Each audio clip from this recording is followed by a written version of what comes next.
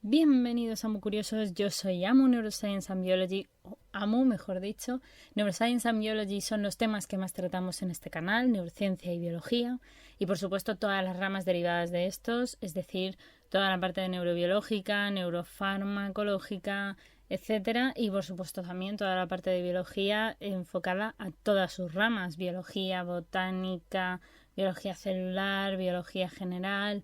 biología molecular, biotecnología, bioquímica,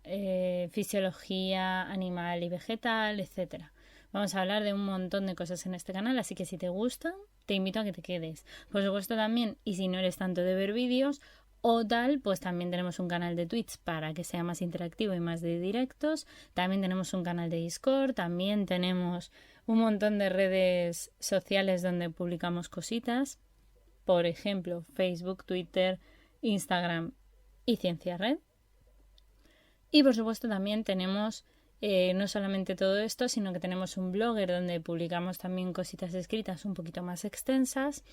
y también tenéis, para más información y para si queréis contenido un poco más exclusivo, el Patreon, donde de vez en cuando pues oferto cositas, tenéis cierto poder dependiendo de qué nivel elijáis. Y básicamente eso es a lo que venís a este lugar, a construir vuestro conocimiento, a ayudarme a mí a construir el mío siempre, con vosotros y con vuestra ayuda. Y nada, pues que espero que disfrutéis mucho de los vídeos. Muchísimas gracias a todos aquellos que os queréis unir a esta maravillosa comunidad de Amu Curiosos, dejando un like, dejando un comentario y o directamente suscribiéndoos. Llevamos ya 3 años haciendo divulgación, así que esperamos mejorar todavía más. Y pues nada, bienvenidos a la aventura y que la disfrutéis muchísimo. Un abrazo enorme y comenzamos. Cuando hablamos de intercambio gaseoso por difusión pasiva, hablamos de que se haya producido la ventilación alveolar que tiene lugar en el intercambio gaseoso. Mediante este proceso, el oxígeno pasa desde los alveolos a la sangre y el anhídrido carbónico producido se elimina. La unidad respiratoria normalmente de este intercambio de gases tiene lugar en la unidad respiratoria funcional, acino o lobulillo respiratorio, que está formado por bronquiolos respiratorios, conductos alveolares, sacos alveolares, atrio y alvéolos. Recuerda, por tanto, que el bronquiolo terminal no participa en el intercambio gaseoso. Es importante deciros también que el intercambio gaseoso entre el aire alveolar y la sangre pulmonar se lleva a cabo a través de la membrana alveolo-capilar, es decir, que se lleva a cabo a través y gracias por la extrema delgadez que presenta ese capilar, que es de 0,3 micrómetros, y a su amplia superficie, de 50 a 100 metros cuadrados. También hay que decir que consta de las siguientes capas: el líquido alveolar, que es la capa de líquido que tapiza el alvéolo y que contiene surfactante pulmonar; el epitelio alveolar, que es lo que componen los neumocitos de tipo 1; la membrana basal epitelial, el espacio intersticial, la membrana basal capilar y el endotelio capilar. De manera que la difusión pasiva o la ley de Fick es muy importante dentro de este intercambio gaseoso, ya que la ley de la difusión pasiva que se produce en el intercambio gaseoso produce sobre todo este tipo de fenómeno porque los gases se movilizan de un área de mayor presión a un área de menor presión. Esta ley básicamente lo que dice es que la presión atmosférica, por ejemplo, disminuye al aumentar la altura. En Madrid, por ejemplo, que tenemos unos 700 metros, tendremos unos 700 milímetros de mercurio, menos la presión parcial de oxígeno, son unos 147. En Perú, sin embargo, hay unos 3.730 metros y, por tanto, la presión parcial de oxígeno suele ser de 483 menos esa presión del oxígeno normalmente, que se queda en 101.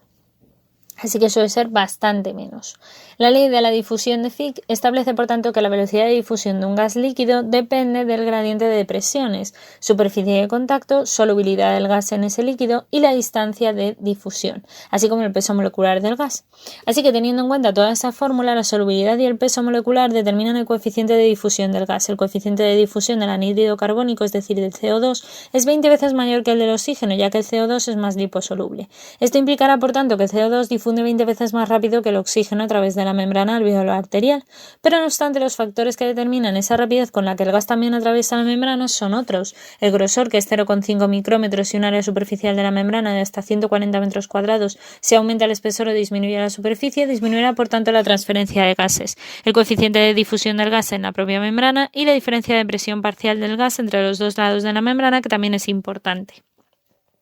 Otro aspecto importante es la difusión de los gases, que es un tiempo requerido para que se produzca ese intercambio. Ya se ha calculado, de hecho, la presencia de una barrera alveolo-capilar normal del tiempo preciso y el intercambio de oxígeno es de aproximadamente unos 0,25 segundos. El intercambio gaseoso alveolar es importante porque, por un lado, el oxígeno difunde a través de la membrana alveolo-capilar desde el alveolo hacia el capilar pulmonar, y al ser la difusión un proceso pasivo, el oxígeno pasará de un área en el que se encuentra a mayor presión, como es el alvéolo, de unos 100 milímetros de mercurio, a un área donde se encuentra a menor presión, que es el caso de la parte de la sangre, que es unos 40 milímetros de mercurio, consiguiendo al final el intercambio de gases con la presión parcial de oxígeno, que se equiparará al final en ambos sitios. Por el contrario, el anhídrido carbónico difundirá desde el capilar pulmonar hacia el alvéolo. ¿Por qué? Porque así el anhídrido carbónico pasará de un área en el que se encuentra a una mayor presión, con un capilar pulmonar que va a tener una presión de 45 milímetros de mercurio, a un área donde se encuentra a menor presión. Aproximadamente se ha visto que en el alvéolo hay unos 40 milímetros de mercurio. Así que consiguiendo ese intercambio de gases hasta que se equiparen en los dos lados, hasta los 40 milímetros de mercurio, se mantiene ese intercambio. De esta forma podemos eliminar el CO2 y introducir oxígeno para poder llevarlo luego hasta el circuito sistémico. La capacitación o la capacidad de difusión de la membrana respiratoria hace que la capacidad respiratoria normalmente de esta membrana sea intercambiar el gas entre los alvéolos y la sangre pulmonar, y se expresa en términos cuantitativos por la capacidad de difusión de esa membrana respiratoria. Se define, por tanto, como el volumen de un gas que difunde a través de la membrana en cada minuto para su diferencia de la presión parcial de 1 milímetro de mercurio. Os recuerdo también la ecuación del gas alveolar relacionada con las presiones parciales de oxígeno y de CO2, de las presiones parciales de oxígeno y CO2 alveolares, donde el RQ es el cociente respiratorio. El transporte sanguíneo de los gases, por ejemplo del oxígeno, es transportado de dos formas. El oxígeno, en la mayor parte y la mayor cantidad, hasta el 97%, está unido a hemoglobina u oxihemoglobina, y cada molécula de hemoglobina puede fijar hasta 4 moléculas de oxígeno, de manera que por cada gramo de hemoglobina se transportan 1,34 mililitros de oxígeno. Se produce un efecto de cooperativismo que facilita, por tanto, su captación con una afinidad relativamente baja para captar la primera y la segunda molécula de oxígeno, pero una vez están unidas, la unión de las siguientes resulta muy aumentada, así que en el resto se disocian más fácilmente al bajar la presión de oxígeno. La oxihemoglobina no ejerce presión parcial, pero puede ser medido por pulsioximetría. Una pequeña parte, que es el 3%, que de forma libre está disuelto en la sangre y es el que ejerce la presión parcial, además de medirse con otros gases arteriales. La concentración total de oxígeno se refiere a la suma de las formas que acabamos de ver, pero asimismo también la presión parcial de oxígeno arterial mide la presión parcial de la fracción de oxígeno que está disuelta en la sangre. Por último, la saturación de oxígeno arterial expresará el porcentaje de la hemoglobina total que se haya combinado con ese oxígeno. Asimismo, también cabe destacar que la gran afinidad del oxígeno por la hemoglobina se oxida a veces esa hemoglobina, y su forma férrica se produce como la metahemoglobina, y por otro lado, esta también se caracteriza por su gran afinidad al oxígeno y por no liberarlo con facilidad a los tejidos. La carboxihemoglobina es conocida porque resulta de la unión de la hemoglobina con monóxido de carbono. La hemoglobina tiene una afinidad, por tanto, mucho mayor por el monóxido de carbono que por el oxígeno. Por tanto, la curva de disociación de la hemoglobina o curva de Severi-Gauss lo que habla es de cómo valora la relación que existe entre la saturación de la hemoglobina, que es el porcentaje de hemoglobina unido al oxígeno, y la presión parcial del oxígeno arterial que encontramos.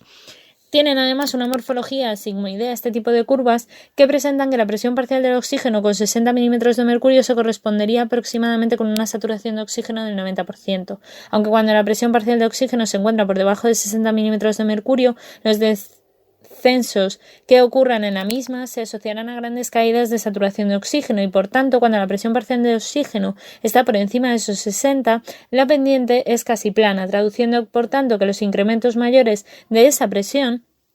se asocian a pequeñas subidas de la saturación de oxígeno. La hemoglobina actúa, por tanto, como un amortiguador tisular del oxígeno, estabilizando así los niveles de la presión parcial de oxígeno en los tejidos. Esta curva puede desplazarse horizontalmente, es decir, hacia la derecha o hacia la izquierda, debido a los cambios en diversos factores. Uno de ellos es el incremento del pH y los descensos en la presión parcial del CO2, la temperatura, la presencia del 2,3-difosfoglicerato desplazando la curva de disociación de la hemoglobina hacia la izquierda, o el descenso del pH aumentando los protones, o el incremento de la presión parcial del CO2, así como la temperatura y el 2,3-difosfoglicerato, que también pueden desplazar la curva de disociación de la hemoglobina hacia la derecha, como os comentaba, y en este caso disminuiría por tanto la afinidad por el oxígeno y aumentando, por supuesto, la liberación de oxígeno hacia los tejidos. Gracias a todas estas condiciones, incluso en situaciones donde la concentración de oxígeno es baja, ningún tejido se queda sin oxígeno.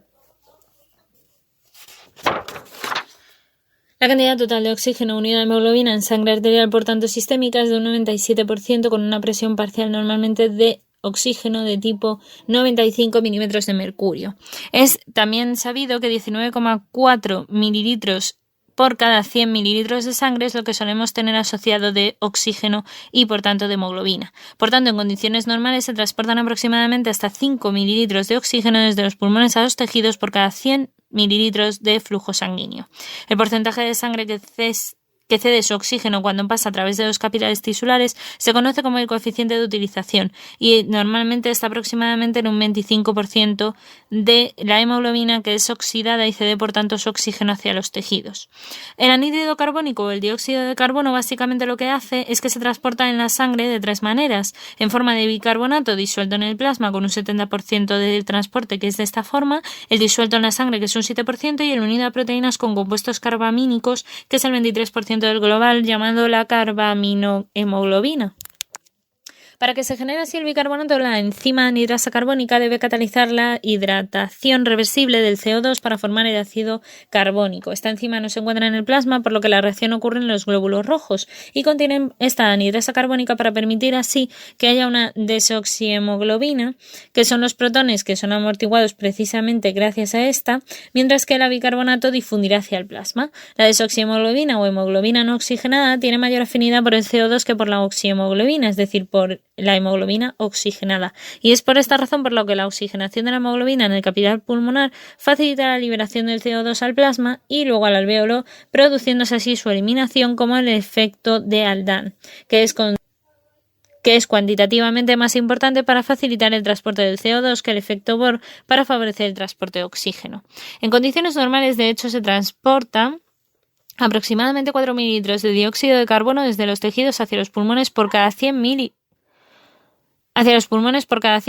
de flujo sanguíneo. El efecto Bohr se establece como el efecto del dióxido de carbono y de los iones hidrógeno para favorecer el transporte de oxígeno hacia los tejidos. Ese desplazamiento de la curva se disocia normalmente como el dióxido de carbono y de los iones hidrógeno de la sangre, que tienen un efecto significativo porque aumentan la liberación de oxígeno desde la sangre hacia los tejidos y disminuyen la afinidad de la hemoglobina por el oxígeno, mejorando la oxigenación de la sangre en los pulmones. El efecto Aldán establece el efecto del oxígeno para favorecer el transporte de CO2. Cuando el oxígeno se une a la hemoglobina en los pulmones, se libera el CO2 desde la sangre a los alvéolos, y a nivel tisular el efecto Aldán aumenta por tanto la captación del dióxido de carbono, ya que la liberación de oxígeno en tejidos incrementa la capacidad de hemoglobina para captar ese CO2.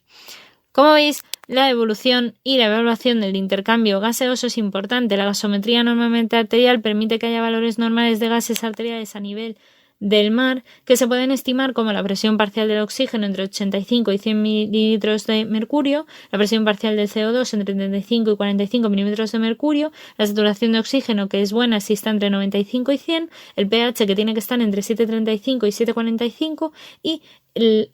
HCO3 menos, que tiene que estar entre 22 y 24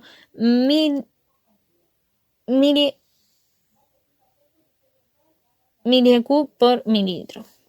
La capacidad de difusión se estima mediante la determinación de la capacidad de difusión del monóxido de carbono por la respiración única, así que permite hacer una estimación del estado funcional de la membrana alveolocapilar, de manera que una pequeña cantidad de CO2 mezclada con el aire se mantiene en los pulmones durante 10 segundos y se mide así esta cantidad de CO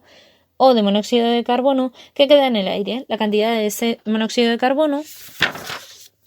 permite que se sepa que falta o que se ha difundido a través de la membrana alveolocapilar, y es una información bastante importante. Otros conceptos relacionados con el intercambio gaseoso son el cociente de intercambio respiratorio. Este se calcula como la tasa de producción del dióxido de carbono entre la tasa de captación del oxígeno. También es importante, no obstante, saber que si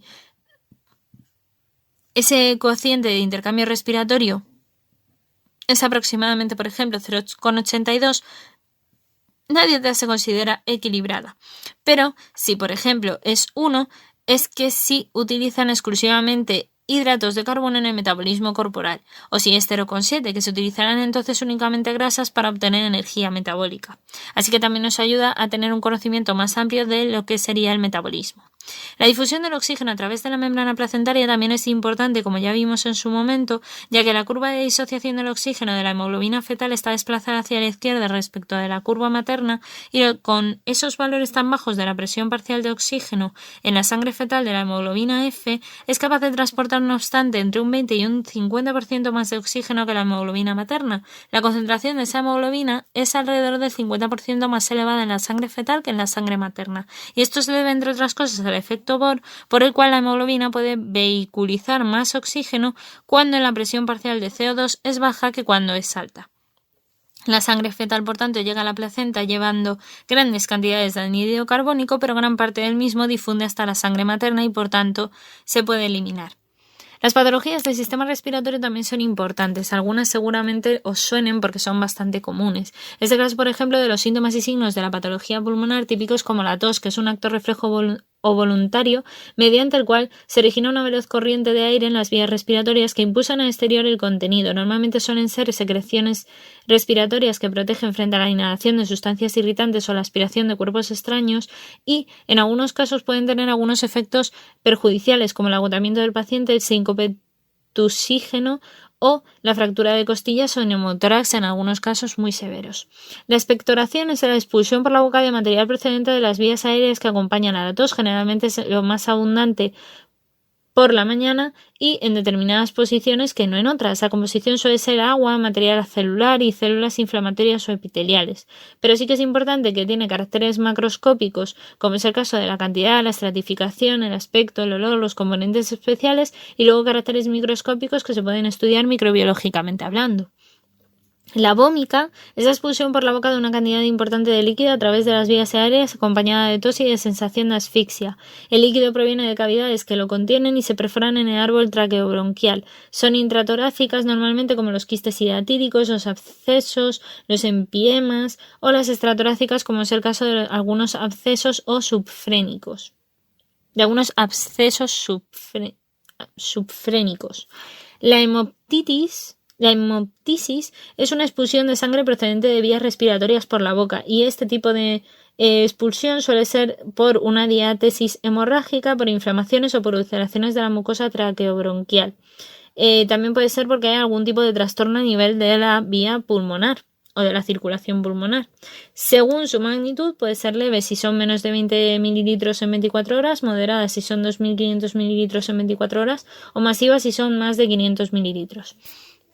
El dolor torácico sería la molestia o sensación anómala localizada en el tórax por encima del diafragma. El dolor torácico puede tener su origen en los diversos tejidos de la pared torácica y en las estructuras intratorácicas. Por ejemplo, lo hay de origen traqueobronquial, que es un dolor sordo con sensación de quemazón o tensión a veces, que aumenta con la tos, el aire frío y la deglución. Es típico de las inflamaciones. De origen pleural sería la irritación pleural o pleuritis, los tumores, algunas neumonías que producen un dolor agudo y bien localizado en la zona torácica o abdominal de proyección, de manera que se alivia descansando en la cama sobre el lado afectado en muchos casos. Y de origen vascular, sordo y de localización por tanto precordial, se atribuye normalmente a la distensión de la arteria pulmonar y no se modifica con los movimientos respiratorios. La acropaquia es el signo cuya expresión precoz es un cambio del ángulo del lecho ungueal,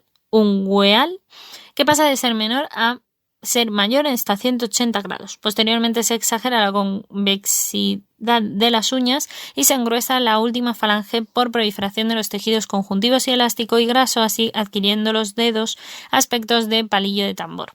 Estas enfermedades normalmente se asocian con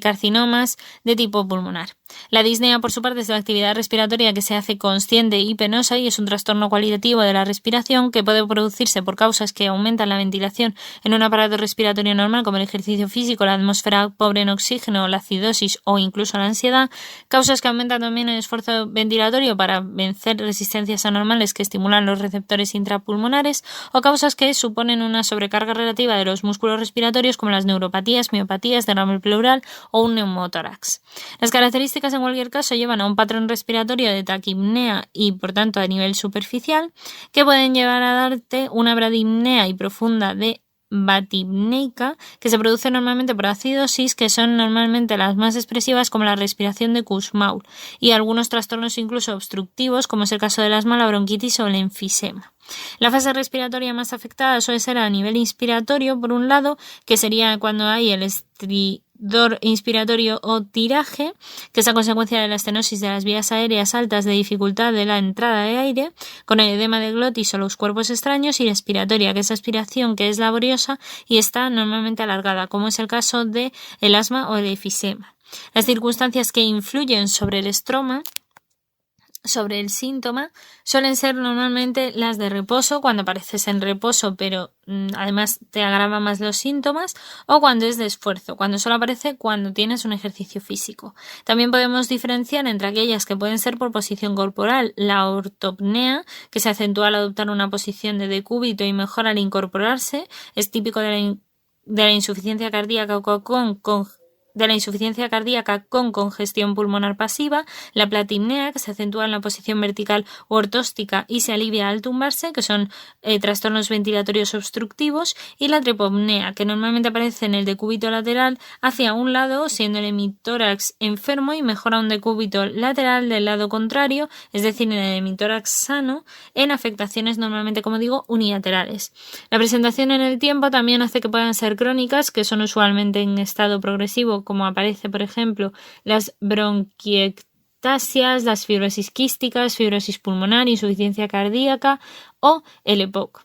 También encontramos las agudas, que es la aparición brusca por su corto periodo de progresión y normalmente se hacen de manera bastante grave, como es el caso del tromboembolismo pulmonar, las crisis asmáticas, la neumonía o el distrés respiratorio. Y la paroxística, que ocurre durante la noche y se produce con una disnea paroxística nocturna y es compatible con una insuficiencia cardíaca o con un individuo que cuando se suele encontrar en estado de sueño presenta una crisis aguda de disnea que mejora con la incorporación. Las alteraciones de la función ventilatoria también hacen que puedan ser obstructivas o restrictivas. Las partes obstructivas serían el aumento de la resistencia al flujo de la vía aérea, que se encontraría, por tanto, la capacidad pulmonar total disminuida. Se suele presentar la capacidad pulmonar total de modo aumentado con un valor normal, pero el flujo-volumen se encuentra desplazado hacia la izquierda. Es típico del asma, del EPOC, de las bronquitis, bronquiolitis, el enfisema o la bronquiectasia. Las restrictivas, por su parte, a nivel ventilatorio, pueden deberse a una limitación de la expansión del tórax o de la reducción del tejido pulmonar fusionante, como las neumonías, atelectasias y demás, que suelen estar afectadas por una disminución de los volúmenes pulmonares, especialmente de los procesos de la capacidad pulmonar total o del proceso, por ejemplo, del volumen corriente. Si bien es verdad que en muchos casos también esto se debe a extraparenquimatosas, a procesos parenquimatosos también y, por tanto, daños a nivel un poco del sistema neuromuscular. Las alteraciones del control de la ventilación, por ejemplo, Las alteraciones del control de la ventilación con alteraciones globales de la ventilación, como es el caso de la hipoventilación, que es el intercambio gaseoso que es inadecuado produciéndose hipoxemia o hipercapnia, y la hiperventilación, que aumenta de forma anormal el intercambio de gases. Esto es típico de la estimulación del tono simpático y del incremento de la unión del calcio con las proteínas, una posible tetania hasta cierto punto, con una aparición, como os digo, de un aumento del pH también sanguíneo y ese aporte de oxígeno, por tanto, hacia los tejidos, porque la alcalosis respiratoria produce un aumento de la unión de ese oxígeno con la hemoglobina y, por tanto, como os comentó, una disminución del aporte de oxígeno hacia los tejidos. Los patrones respiratorios normales normalmente son las alteraciones de la frecuencia y de la profundidad de la ventilación. La respiración, por ejemplo, por traquipnea y superficial, los estímulos corticales como la ansiedad, la estimulación excesiva vagal en neuropatías responsables del trastorno ventilatorio restrictivo, por problemas en la pared torácica o en la pleura, alteraciones del ritmo de la ventilación, como es el caso de la respiración de Cheyne-Stokes, que sucede en periodos de apnea y otros con una amplitud de respiración que va aumentando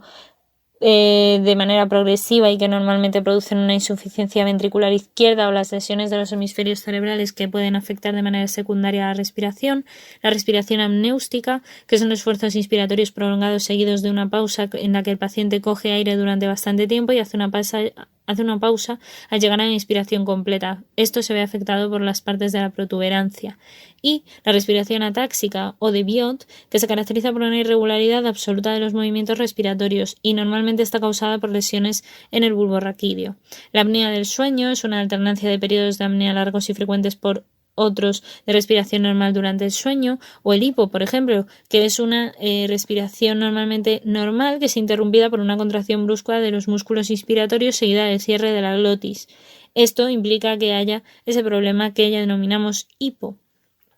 La insuficiencia respiratoria también es importante porque en los pulmones, al realizar una adecuada captación del oxígeno y la eliminación del anhídrido carbónico, este tipo de procesos no se dan. Cuando están alterados, evidentemente la insuficiencia respiratoria es cuando aparece con una presión parcial de oxígeno arterial que es menor a 60 milímetros de mercurio. A este cuadro también se le llama insuficiencia respiratoria parcial. De hecho, se habla de insuficiencia respiratoria global cuando ya es de menos de 45 milímetros de mercurio. Este diagnóstico se lleva a cabo mediante la gasometría arterial. El gradiente alveolo arterial también es importante porque es diferente en la presión alveolar del oxígeno y la presión parcial del oxígeno como tal, porque la alveolar y la presión parcial que tenemos luego en el resto del sistema es distinto. De manera que esto también hace que haya un gradiente mayor de hasta 20 milímetros de mercurio que indica la insuficiencia respiratoria y que es de origen, por tanto, intrapulmonar o no. Y esto es importante, que sea intrapulmonar o extrapulmonar. Los mecanismos en la insuficiencia respiratoria son sobre todo por hipoventilación alveolar global, que es el caso de que sea una causa por depresión del sistema respiratorio, alteraciones de la caja torácica con componente restrictivo, por alteraciones de la musculatura en miopatías, por alteraciones de las motoneuronas en neuropatías, en lesiones pleurales y en obstrucción de las vías respiratorias altas. En todos los casos, los pulmones son funcionalmente normales, pero el sistema encargado de la movilización de dichos pulmones está afectado. La gasometría arterial precisamente lo que nos permite ver es ese incremento de la presión parcial del CO2 y por tanto de la hipoxemia e hipercapnia. El gradiente de alveolo arterial se produce normalmente con una insuficiencia respiratoria que no cursa con ninguna alteración intrapulmonar, pero sí que refiere a un gradiente alveolo arterial que estará en valores normales. La respuesta de la administración a este oxígeno al 100% es la que mejora el incremento de la fracción inspiratoria del oxígeno. La alteración pura de la difusión, que se produce por un engrosamiento de la membrana alveolo-capilar o bloqueo alveocapilar, se produce en las partes intersticiales del pulmón con una fibrosis pulmonar o una congestión pulmonar pasiva. Por reducción de la superficie de contacto de la sangre y el aire se produce por un efisema o por resecciones pulmonares. La gasometría arterial, por ejemplo, ayuda en la hipoxemia durante el ejercicio asociada a la normo o hipocapnia. El gradiente alveolo arterial normalmente se ve elevado al tratarse de un mecanismo que existe en una alteración intrapulmonar y de respuesta a la administración del oxígeno del 100% que responde muy favorablemente como en el caso anterior. Las alteraciones del equilibrio de la ventilación y la perfusión hacen también que sea necesario no solamente que se vea cercana en el pulmón entre 0,8 y 1, sino que cada zona pulmonar debe ser ventilada y perfundida de manera proporcional. Sin embargo, este equilibrio a veces se puede alterar y produce este tipo de insuficiencia respiratoria. En una persona en principio normal y de pie, pues no debería de aparecer. Se ve por la gasometría arterial, el gradiente alveolo arterial suele estar elevado y la respuesta a la administración del oxígeno del 100% es que se mejora muchísimo. El efecto shunt o cortocircuito normalmente se produce porque existen zonas pulmonares no ventiladas pero sí perfundidas. Esto se suele asociar con la neumonía, la atelectasia y el edema pulmonar, de manera que se identifica con una gasometría arterial que implicará la insuficiencia respiratoria, que se caracteriza en este caso por tener la presión parcial de CO2 normal o disminuida por la hiperventilación reactiva, el gradiente alveolar arterial incrementado, ya que existe esa enfermedad intrapulmonar, y la no respuesta a la administración del oxígeno al 100%, al contrario que las anteriores, no mejora con ese incremento de la fracción inspiratoria de oxígeno. La disminución de la presión de oxígeno en el aire inspirado es muy importante porque la presión parcial de oxígeno en el aire inspirado determina que haya una menor oferta de oxígeno en el alvéolo, y esta situación se da en personas que se encuentran en grandes alturas o en los que respiran aire con concentraciones de oxígeno inferior a lo habitual, que es menos del 21%. Es el caso de algunos lugares, como ya sabéis, por ejemplo los Andes, que sí que están adaptados, pero la mayoría de las personas presentan una disminución de la presión de oxígeno en el aire y una disminución de la presión del oxígeno en el aire inspirado. Esto mismo lo que produce en parte es la hipoxia. El déficit de oxigenación y aprovechamiento del oxígeno, por tanto, por los tejidos, implica que haya una hipoxia hipoxémica, que es aquella que se produce con la sangre arterial que es insuficiente y hay un descenso. Es cuando la sangre arterial es insuficiente y hay un descenso de la presión parcial de oxígeno y por lo consiguiente también de la saturación del oxígeno, típico de las enfermedades que cursen con insuficiencia respiratoria, mezcla de sangre venosa y arterial por el shunt, o la atmósfera que es pobre en oxígeno, como ocurre en grandes altitudes. La hipoxia anémica, sin embargo, que es conocida también por ser hemoglobinopática, es la alteración cuantitativa o cualitativa de la hemoglobina a la cual debe unirse el oxígeno, y la presión parcial del oxígeno, que depende de la cantidad de oxígeno disuelto en plasma, así como la saturación de oxígeno de la hemoglobina, que suele ser normal. El descenso de la concentración de la hemoglobina suele ser por anemia, por la menor capacidad de transporte de oxígeno por esta misma hemoglobina, con una afinidad de 240 veces superior a la del oxígeno en la metahemoglobinemia, y la hemoglobina con alta afinidad por el oxígeno, que lleva a las hemoglobinopatías congénitas desde el oxígeno, que se une con mucha afinidad, y eso hace que cueste liberar el oxígeno hacia los tejidos. La hipoxia isquémica o circulatoria también es importante porque es la calidad de sangre que suele ser normal con una presión parcial de oxígeno y saturación de oxígeno y contenido de oxígeno, por tanto, normales, pero por alguna extraña razón se produce una ligera hipoxia en los tejidos, con una cardiomiopatía isquémica o insuficiencia circulatoria. Normalmente es con lo que se asocia. La hipoxia disoxia o histotóxica normalmente es que el oxígeno llega a la célula, pero esta es incapaz de utilizarlo de manera adecuada. Esto se produce normalmente con unas concentraciones normales de presión parcial de oxígeno, saturación de oxígeno y contenido de oxígeno normal, pero los cianuros suelen bloquear y dan este shock séptico. Los mecanismos de compensación de la hipoxia son importantes por el aumento de la ventilación, por una activación de los quimiorreceptores periféricos y que permiten, por tanto, que se dé una anémica o circulatoria,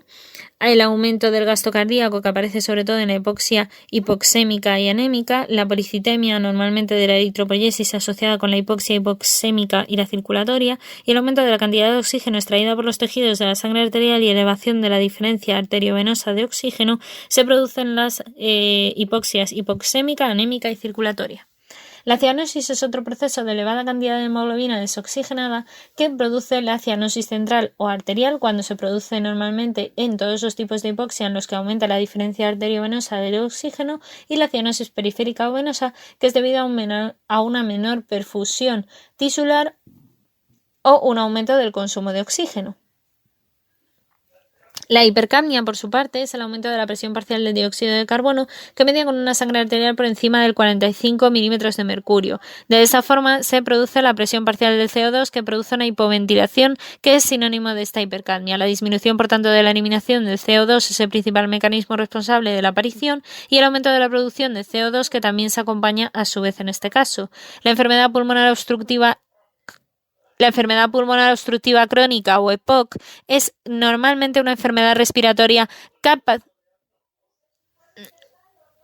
La enfermedad pulmonar obstructiva crónica o EPOC es la enfermedad respiratoria caracterizada por la obstrucción progresiva y no reversible del flujo aéreo, que se asocia a una respuesta inflamatoria local y sistémica anormal. Hay una reducción, de hecho, de ese flujo respiratorio máximo que no cambia de modo significativo durante meses o años de observación. La clasificación de estas las lleva a hablar de efisema cuando se habla de una dilatación de los espacios aéreos más allá de los bronquiolos terminales y de la desaparición de los catabiques interalveolares en ausencia de la fibrosis, y la bronquitis crónica de la inflamación de los conductos bronquiales, que son las vías respiratorias que llevan el oxígeno hacia los pulmones. Esto conduce a tos y a una dificultad normalmente de la entrada para la salida también del aire y por tanto una secreción mucosa más abundante de la debida. Esto se debe sobre todo a fumar cigarrillos, que es la causa más común. También he de deciros que aunque en el EPOC es súper importante el tema del tabaco, que es una de las cosas que más lo produce, el déficit hereditario del alfa-1 antitripsina, la AAT, también es una de las cosas más importantes. El diagnóstico normalmente se basa en la clínica y por tanto en la espirometría compatible y por tanto por el estudio de esta. Por otra parte tendríamos el asma, que es una enfermedad inflamatoria crónica de la vía aérea de cuya patogenia interviene en diferentes células y mediadores de la inflamación, como es el caso de la remodelación, en algunos casos de las vías respiratorias, o la hiperactividad de la vía aérea por la sibilancia o por la disnea, y la obstrucción variable del flujo aéreo total y parcialmente reversible, ya sea espontáneamente o por la acción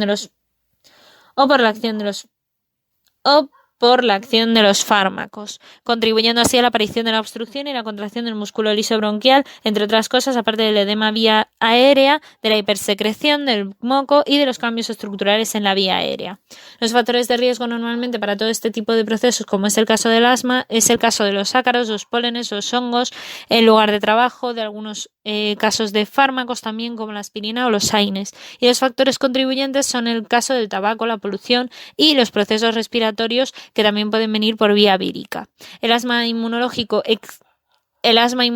extrínseco o atópico está producido por un estímulo normalmente alérgico y la reacción alérgico-reagina normalmente activa la inmunoglobulina E,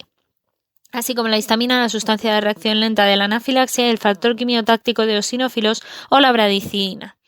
Por otra parte, el asma no inmunológico o intrínseco en personas mayores, la causa es casi siempre la hipersensibilidad de...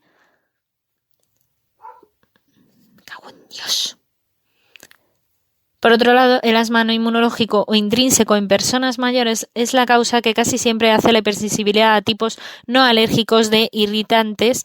en el aire, como los irritantes del smog, por ejemplo. La fibrosis quística, que se asocia normalmente como una enfermedad autosómica recesiva en el cromosoma 7, lleva una acumulación de moco o espeso y pegajoso de los pulmones, que es el tubo digestivo, y otras áreas del cuerpo también las que se ven afectadas con estas infecciones normalmente de tipo pulmonar, que se asocian con el Staphylococcus aureus y con las pseudomonas aeruginosas, que son los principales agentes infecciosos y producen, por supuesto, grandes problemas no solo respiratorios, sino también digestivos, y en algunos casos se puede llegar a producir la muerte. He de deciros que también dentro de este proceso hay un gen regulador, que es el CFTR, que aparece en ese cromosoma 7 y que es el defecto en el transporte del cloro como canal iónico lo que produce toda esta enfermedad. El diagnóstico ante la sospecha clínica es mediante el sudor y sonorización de las elevadas cantidades que tiene ese sudor en cloro. Y la fibrosis quística se manifiesta también como una clásica enfermedad pulmonar obstructiva de insuficiencia pancreática exocrina, elevación también del cloro, como digo, en el sudor, e infertilidad en el caso de los varones por un proceso de azoospermia obstructiva. Las alteraciones normalmente gastrointestinales también se suelen encontrar asociadas, además de todo lo que hemos comentado hasta ahora. Las bronquioectasias normalmente producen una dilatación anormal y persistente de los bronquiolos que se acompañan de cambios histológicos debido a la destrucción progresiva de la pared bronquial. Asimismo tenemos tos crónica, expectoración y además una intensa y productiva expectoración normalmente por la mañana. La atelectasia es el colapso de los alvéolos pulmonares con desaparición de su contenido aéreo, que puede ser por una obstrucción bronquial, a la compresión externa también, o un derrame pleural o neumotórax, y la pérdida del surfactante pulmonar por el distrés respiratorio, entre otros procesos. El síndrome de condensación pulmonar es la sustitución del aire de los alvéolos por un contenido de líquido más o menos denso, lo que produce la condensación del parénquima. Las causas más características son la inflamación de origen bacteriano del parénquima pulmonar, en el que los alvéolos quedan ocupados por un exudado rico en fibrina y células, de manera que es prácticamente un sinónimo de la neumonía. Las consecuencias normalmente suelen ir apareadas con la relación ventilación y perfusión de un shunt y la ventilación restrictiva. Las manifestaciones suelen ser por la disnea o por un soplo bronquial o tubárico. o tubárico. La afectación intersticial difusa es la ocupación de intersticio pulmonar por tejidos patológicos en general de carácter inflamatorio con una fibrosis pulmonar y se transforma en el tejido conjuntivo, por lo que el síndrome también es conocido por ser fibrosis pulmonar. El origen es conocido por agentes físicos, agentes químicos, también está el origen desconocido como la sarcoidosis o la fibrosis pulmonar idiopática, también existen las consecuencias del aumento de la consistencia del pulmón y del grosor de la membrana alveolo-capilar, así como la afectación de la circulación pulmonar con hipertensión pulmonar. La sarcoidosis normalmente es una enfermedad granulomatosa multisistémica de etiología muy desconocida, pero que sí que se sabe que produce granulomas no necrotizantes en el pulmón, en los ganglios linfáticos, en los ojos y en la piel. Y normalmente la elevación de esta enzima convertidora en angiotensina, que es uno de los efectos, así como la activación de los presentes granulomas con monocitos y macrófagos, hace que el receptor de la vitamina D y el enzima 25-hidroxivitamina D1 alfa hidroxilasa tengan inhibición y por tanto una sobreproducción del calcitriol, que en su última instancia es consecuentemente lo que va a dar la hipercalcemia. Y problemas también evidentemente asociados, como os digo, a nivel respiratorio. Y también la neumonía, por supuesto, del parénquima pulmonar producido por infecciones, con tos, expectoración, disnea y fiebre, entre otras cosas, que además suele ser bastante normal.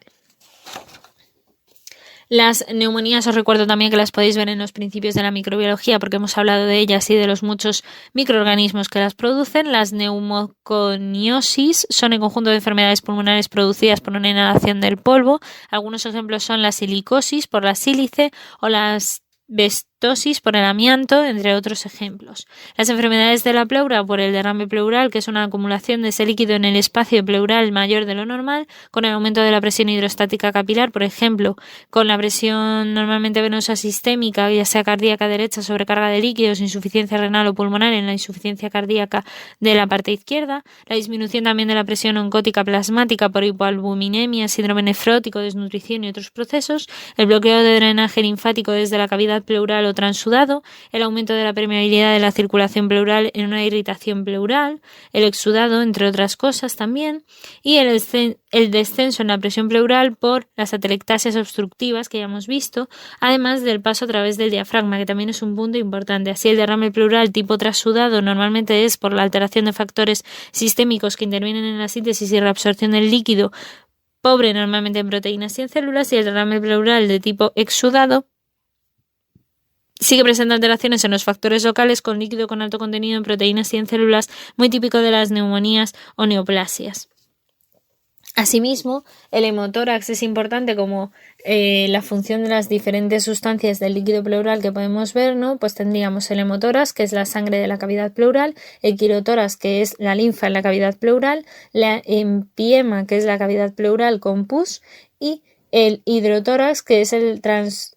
transudado de carácter acuoso en la cavidad pleural. El neumotórax es la presencia de aire en esta cavidad pleural en exceso y eso implica que haya una disminución de la capacidad ventilatoria. El fibrotórax o paquipleuritis es la fusión de las dos hojas pleurales y su engrosamiento a base de tejido conjuntivo fibroso a través del calcificado. El síndrome de la irritación pleural o la pleurisis seca, que es un agente inflamatorio que normalmente viene de depósito de pequeñas cantidades de exudado rico en fibrina y que hace una modificación de la superficie pleural que hace que se vuelva áspera y rugosa. Y también encontramos que las neoplasias pleurales primarias son normalmente la mesotelioma maligno o el mesotelioma benigno. Esto depende de cómo se te dé ese pequeño tumor. Las enfermedades del mediastino, sobre todo como el síndrome mediastínico, es el conjunto de manifestaciones que se expresan en el sufrimiento de órganos mediastínicos por un conflicto de espacio. Es típico de tener problemas neurálgicos, es típico de tener afectación del nervio vago, el nervio recurrentemente frénico, produciendo hipo, el nervio frénico también para la parálisis del diafragma o el dolor en cuello y en el hombro. También hay daños circulatorios en la vena capa superior y en las respiratorias con la compresión de la tráquea o de los bronquios. Las alteraciones en la circulación pulmonar llevan al edema de pulmón agudo con la acumulación anormal de rápido desarrollo del líquido en los componentes extravasculares y del pulmón con un intersticio pulmonar y los alvéolos. El aumento de la presión hidrostática en los capilares también es importante, el aumento de la permeabilidad capilar, que también se puede dar con gases tóxicos, por ejemplo, la disminución de la presión oncótica de la sangre con proteinemias intensas o la disminución de la presión intersticial cuando se vacía rápidamente un derrame pleural por el neumotórax, así como la insuficiencia linfática que también puede producirla. La congestión pulmonar pasiva normalmente se puede asociar con el aumento de la cantidad de sangre albergada en los vasos del pulmón, porque el corazón izquierdo no es capaz de acoger lo que le envía el derecho, y esta situación puede ser crónica y producir, por tanto, ese edema intersticial que puede afectar al final a la capacidad pulmonar y alveolar. El embolismo pulmonar es la obstrucción brusca de una o varias ramas de la arteria pulmonar por una masa sólida, que generalmente es un fragmento de trombo, como el tromboembolismo pulmonar, que está desprendido de las venas de las extremidades inferiores o del abdomen. Así, la circulación pulmonar tiene la embolia que produce por una hipertensión pulmonar aguda que puede desencadenar una insuficiencia ventricular derecha o cor pulmonale agudo. La función respiratoria normalmente es un trastorno ventilatorio obstructivo y restrictivo con una alteración de la difusión de la relación que ocurre entre el volumen y por tanto entre volumen-carga, digámoslo así. El cáncer de pulmón también es uno de los cánceres más comunes en los hombres, es uno de los más letales, de hecho se suele vivir menos de 5 años y hay menos del 15% de supervivencia. Sí es cierto que hay epitelios bronquiales y alvéolos que se suelen ver dañados. En casos más raros son en personas menores de 45 años, el tabaco, el asbesto también, y entre otros procesos suele ser lo que más provoca este tipo de cánceres. El síndrome de Horner también suele facilitarlo, la disfonía, la disfagia, la hemoptitis, el dolor torácico y la tos son algunas de las muestras. El síndrome de Pancoast o el síndrome de la vena de la cava superior son algunas de las cosas o manifestaciones clínicas que podemos encontrar. La citología del esputo es una de las pruebas más utilizadas junto con la biopsia y otro tipo de problemas que podemos encontrarnos para poder analizarlo, y podemos encontrar que hay distintos tipos. Tenemos el no microcítico, que sería el epidermoide o el adenocarcinoma. También encontramos que sea microcítico, como la metástasis, por ejemplo, o el caso de que no haya cirugía, o de un marcador muy importante que es la enolasia específica neuronal, que también nos lo indica. Normalmente las formas para tratarse es normalmente con la quimioterapia o con el esquema clásico del docetaxel, la gemcitabina, cisplatino y vinorelbina. Y si hay mutación, en algunos casos se ha visto que ha habido mutación, por ejemplo, en el gen EGFR, que normalmente se puede tratar, o la mutación en el ALK, que suelen ser dos tipos de mutaciones que van asociadas, como os digo, a este tipo de cánceres y que se están intentando utilizar en inmunoterapias con algunos fármacos con determinados anticuerpos actualmente. Si bien es verdad que la parte no microcítica normalmente se suele identificar en el 20% de los casos y que suele ser el más letal y el más agresivo, el 80% de los casos, ya os digo, es menos grave, va asociado con otro tipo de síndromes, a veces más endocrinos o demás, y se suele poder tratar y durar bastantes años con el proceso, incluso a veces hasta curarse.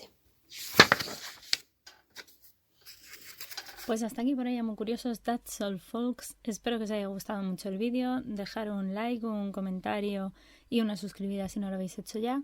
Y nos vemos en el próximo vídeo. Que la ciencia y la fuerza os acompañe.